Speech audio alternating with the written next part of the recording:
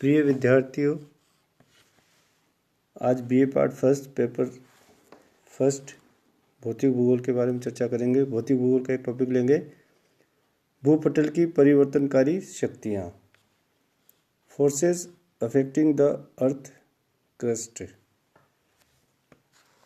भूपृष्ठ पर पृथ्वी के आंतरिक बलों से उत्पन्न होने वाली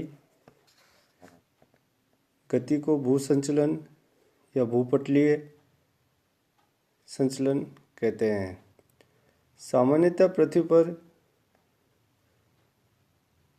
परिवर्तनकारी शक्तियाँ को दो प्रकार में विभक्त किया गया है। पहला है आंतरिक शक्तियाँ,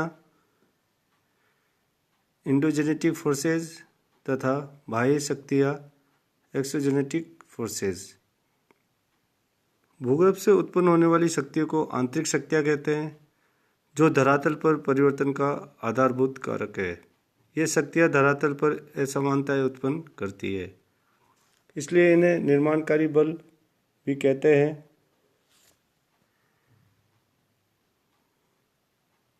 इन्हें विवर्तनिक हलचलें भी कहा गया है। धरातल पर उत्पन्न असमानताओं को समतल करने का कार्य बाह्य शक्तियाँ करती है।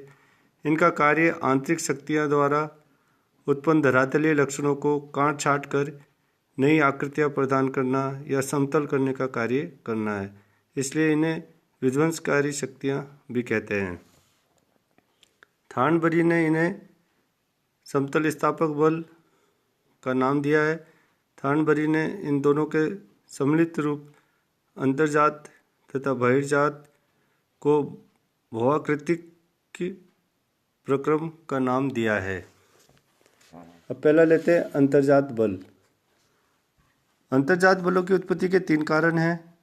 पहला है भूगर्भ का ताप, दूसरा भूगर्भ की चट्टानों का फैलाव तथा सिकुड़न, और तीसरा है मेंटल तथा ऊपरी कोर के द्रव्य पदार्थ का स्थानांतरण। पृथ्वी के आंतरिक भाग से उठने वाले बल को अंतर्जात बल कहते हैं तथा धरातल पर इनमें क्षैतिज संचलन या लंबवत ऊर्ध्वाकार संचलन उत्पन्न होता है। इन गतियों के कारण अनेक स्वरूप व आकृतियों का निर्माण होता है। इन गतियों का मुख्य कारण रेडियो एक्टिव तत्वों की ऊष्मा से उत्पन्न हुई शक्ति द्वारा मैग्मा या पिघली सेलों का फैलाव व खिसकना है, जिससे धरातल के ऊपर अनेक असमानताओं का निर्माण होता है। आंतरिक प्रक्रियाओं को संचालित करने में प्रतिबल का सर्वाधिक हाथ रहता है। प्रतिबल से तात्पर्य किसी ठोस पदार्थ के भीतर लगने वाला बल है। इस प्रकार के प्रतिबल में ज्वारीय, गुरुत्वीय,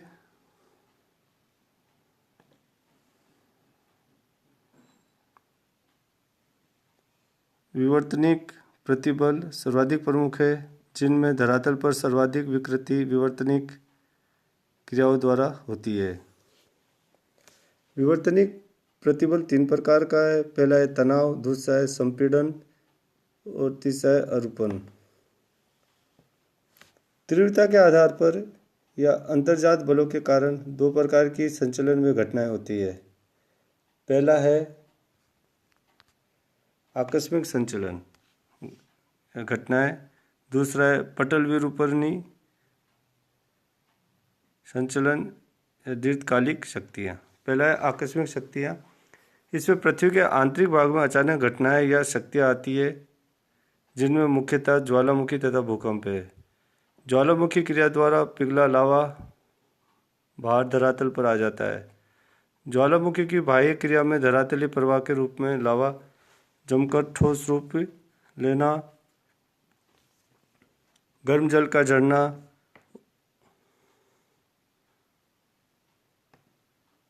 ये होना प्रमुख क्रिया है। ज्वालामुखी की आंतरिक क्रिया में पिघला मैग्मा धरातल के नीचे ही जमकर ठोस रूप धारण करता है, जिनसे बेथोलिथ, लेखोलिथ, सील, डाइक आदि का निर्माण होता है। इसी प्रकार भूकंप भी भूपटल में तीव्र कंपन या तरंग उत्पन्न करता है, जो धरातल के नीचे या ऊपर चट्टानों के लचीलेपन या गुरुत्वाकर्षण की समस्थिति में क्षणिक अव्यवस्था होने पर उत्पन्न होता है। धरातल पर भूकंप के कारण दरार, भ्रंश, झील, सागर आदि का निर्माण होता है। दूसरा है दीर्घकालिक शक्तियाँ, पटल विरूपण बल, संचलन। पटल विरूपण के अंतर्गत वह समस्त दीर्घकालिक घटनाएं सम्मिलित है जो अंतर्जात शक्तियों द्वारा उत्पन्न होती है तथा जिनके उत्पन्न होने में समय लगता है। धरातल के नीचे ये शक्तियाँ विवर्तनिक शक्तियाँ कहलाती है।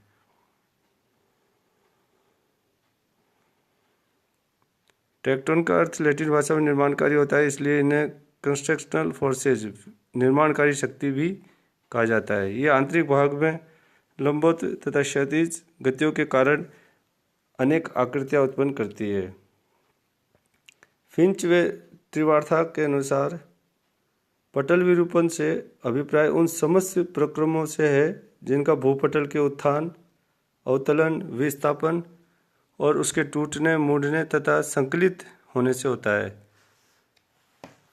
दूसरे शब्दों में भूपटल के वे सभी विक्षेप तथा स्थान भ्रंश जिनसे पृथ्वी की पपड़ी झुकती है, मुड़ती तथा टूट जाती है और परिणाम स्वरूप धरातल बड़ी विषमताएं उत्पन्न हो जाती है, वे पटल विरूपण कहलाती है। पटल विरूपण की क्षैतिज तथा लंबवत गतियों के तनाव, संपीड़न, उत्थान, अवतलन द्वारा बंकन, वलन, चटकन, विभंग प्रक्रिया द्वारा धरातलीय विषमताएं पैदा होती है।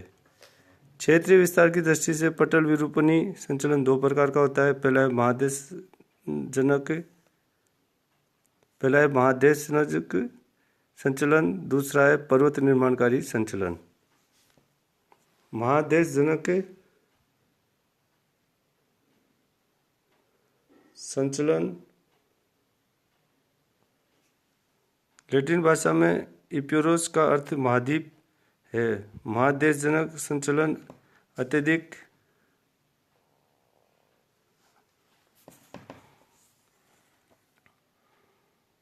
विशाल क्षेत्रों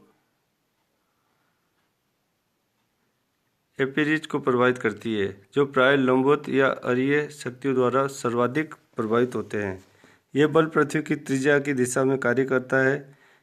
इसमें व्यापक स्तर पर भू उत्थान होता है तथा ये उत्थान, अवतलन, निर्गमन तथा निमज्जन क्रिया होती है, जो लंबवत संचलन की परिचायिका है। इस क्रिया द्वारा पृथ्वी पर महाद्वीप, द्वीप, पठार, मैदान व समुद्रों का निर्माण होता है। बलूचिस्तान का मकरान तट, कच्छ की खाड़ी, विंध्याचल पर्वत, अफ्रीका का पठार इसके प्रमुख उदाहरण हैं। इसी भांति स्कैंडिनेवियन तथा नॉर्वे लगातार ऊंचे उठ रहे हैं। महादेशजनक संचलन के दो प्रकार है। पहला है भू उत्थान ऊपरीमुखी संचलन या ऊर्ध्वमुखी, दूसरा है भू अवलयन अधोमुखी संचलन। पहला है भूत्थान। भूत्थान के संचलन द्वारा स्थल तथा समुद्री भाग दोनों पर उठ जाते हैं। महाद्वीपीय स्थल भाग के उठने को भूत्थान व सागरी भाग के उठने को उन्मज्जन कहते हैं।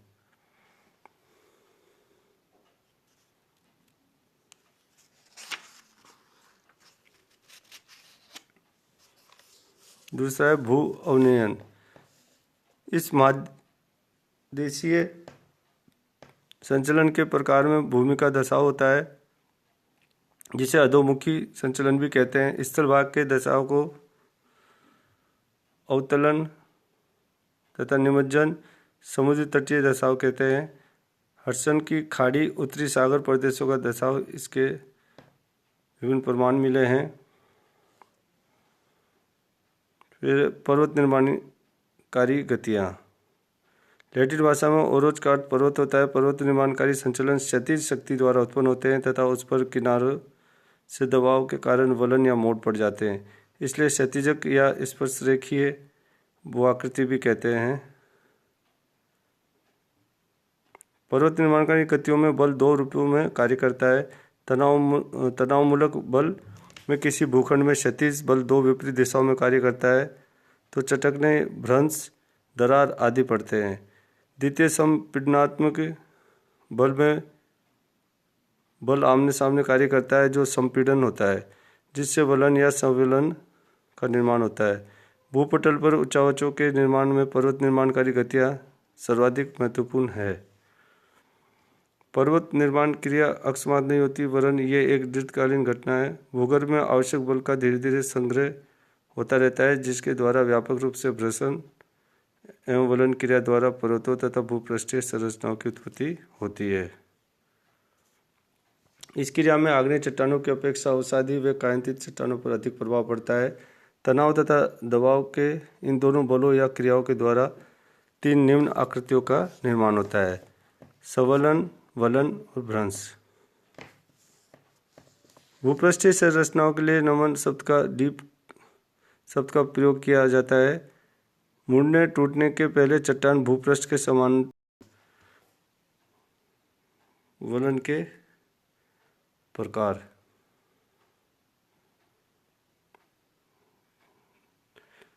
वलन क्षैतिज संचलन एवं संपीड़न के कारण चट्टानों में अपेक्षाकृत लघु क्षेत्र में लहरदार नुमा मोड़ बन जाते हैं, जिन्हें वलन कहा जाता है। वलन के विभिन्न प्रकार। सभी वलनों या चट्टानों के मोड़ एक से नहीं होते, क्योंकि ना तो भूपृष्ठ पर सर्वत्र चट्टान की एक सी बनावट मिलती है और ना सर्वत्र समान संपीड़न बल प्राप्त होता है। तीव्र संपीड़न बल से लचीली और गतिशील चट्टानों में वलन अधिक हुआ करता है। सामान्यतः वलन की 2 भुजाओं के झुकाव बराबर होते हैं, किंतु ऐसा बहुत ही कम ही देखने को मिलता है। वास्तविकता यह है कि भूपृष्ठ पर अधिकतर वलन असामान्य व असमान झुकाव के मिलते हैं। इस आधार पर वलन के विभिन्न प्रकार है। पहला है सममित वलन। इसमें वलन की दोनों भुजाएं समान रूप से झुकी होती है, अर्थात वलन अंश धरातल पर लंबवत होता है। इसे सम मोड या सरल मोड भी कहते हैं। दूसरा है असममित वलन।